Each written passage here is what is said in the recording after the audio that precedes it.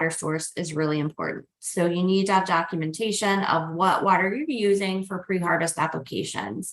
So this could be a surface water source like a lake or a stream. It could be a well water source, or it also could be municipal water. And of course, there's kind of a risk hierarchy associated with each one of those sources that I'll get into in the next slide. You also have to consider the water distribution system. Is this an open system?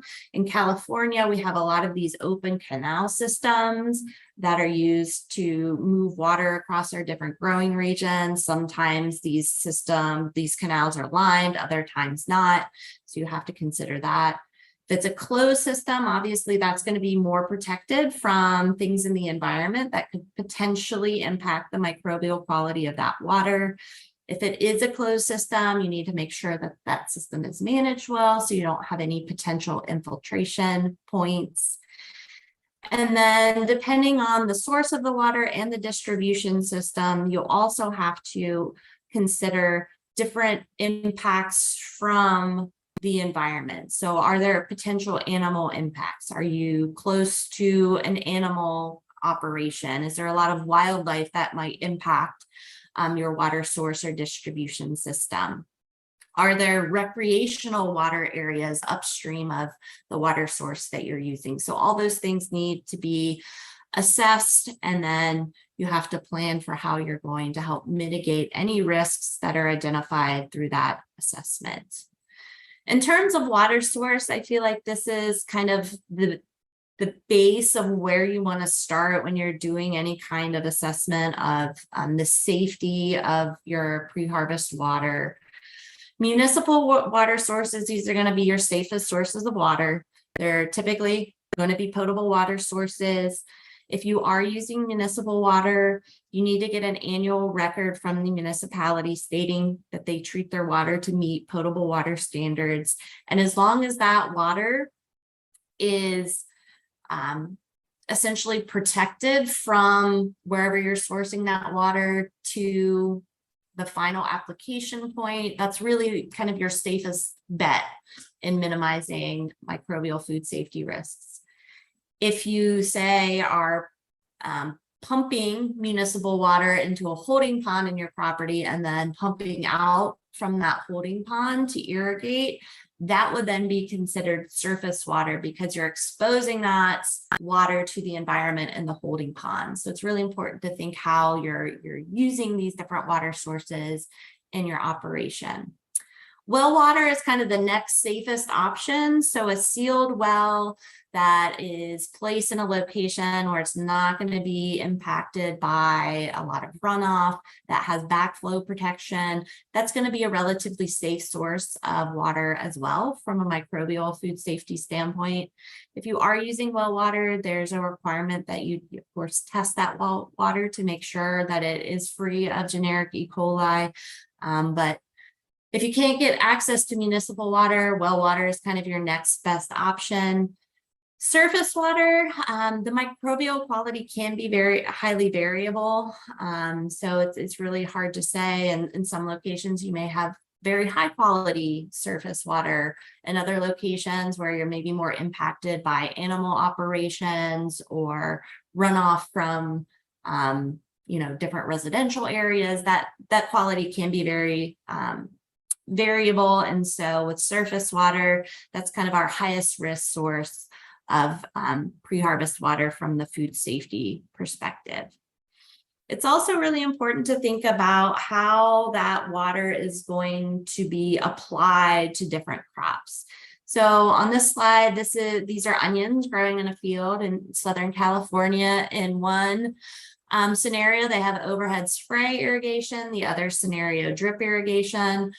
Onions, of course, are root crops. So in both of these scenarios, this is going to be considered agricultural water because it's ultimately going to contact the root of these crops. But in addition, the overhead spray, I don't know if you're familiar with onions, but the layers of the bulb of the onion are essentially the leaves then we see on the exterior, on the aerial portion of the crop. And if you overhead irrigate these crops, you can actually get water that will infiltrate through the center of those leaves and actually get into the heart of the onion. So there's also risk of infiltration of any microbial contaminants into those onions if you're using overhead irrigation. So you have to think about all of these different factors when you're doing this risk assessment. Also, there is some language around this application to harvest interval in the regulation. And this is really around the fact that if there are microorganisms in the water that you're using, that you're applying to your growing field, that over time and exposure in the field environment, microorganisms are going to die off. So it's important to understand from the point of application of that water, what's the interval to harvest, because you may have adequate time there for any microorganism present to actually die off during that harvest interval.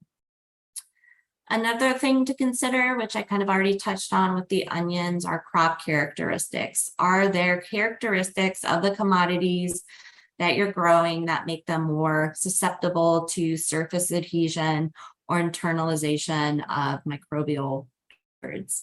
I've heard folks talk about heads of romaine lettuce essentially being little poop cups because of the shape of the head of romaine lettuce. They can capture things that are coming in on water or in dust and hold it inside of that head of romaine. So you do have to consider the crops that you're growing and how more or less susceptible they might be to contamination events.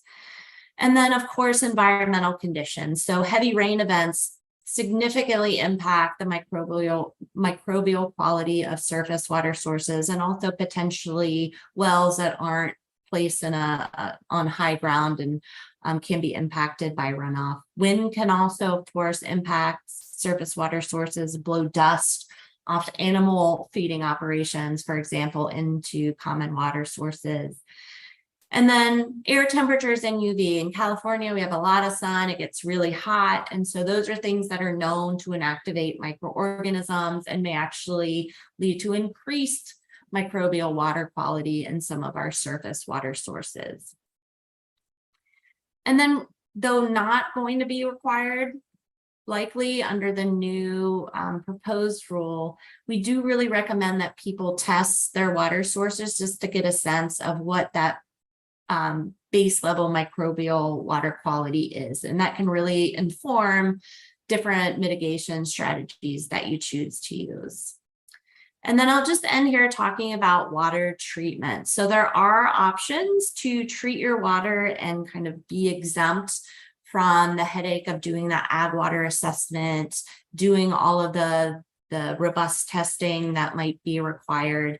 So there are some commonly used water treatments for pre-harvest water listed here. I think chlorine-based sanitizers as well as peroxyacetic acid are really common ones that I see here in California.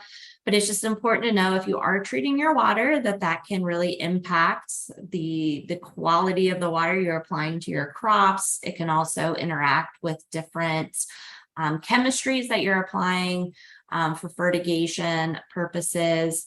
And then you also have to understand the basics of characteristics of your water source you're trying to treat, because the water itself can impact the effectiveness of the treatment. So things like the microbial quality, pH, temperature, and turbidity all impact water treatment efficacy. And then I'll just end here. You can check out more resources on irrigation, water safety at our website, UC Food Safety.